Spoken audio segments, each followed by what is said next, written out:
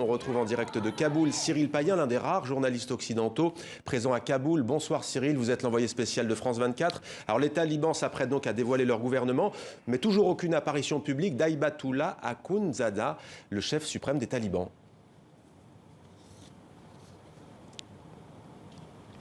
Bah non, pas de beaucoup de rumeurs sur sa présence à Kaboul. Je rappelle qu'il était clandestin et reclus depuis de nombreuses années à Kandahar, son fief où il y a les talibans les plus rigoristes.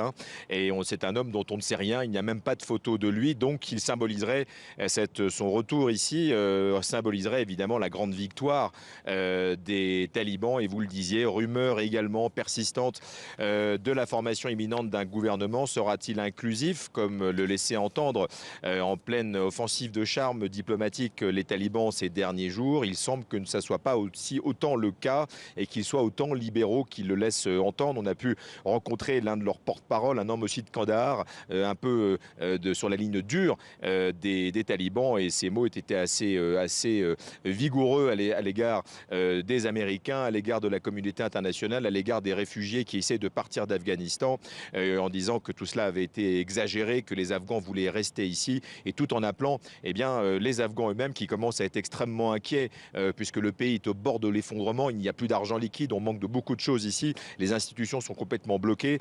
appelant au calme et à la patience les Afghans. Donc on pense bien que les talibans effectivement vont essayer d'aller vite sur ce terrain et former le premier cabinet ministériel de l'Émirat islamique d'Afghanistan.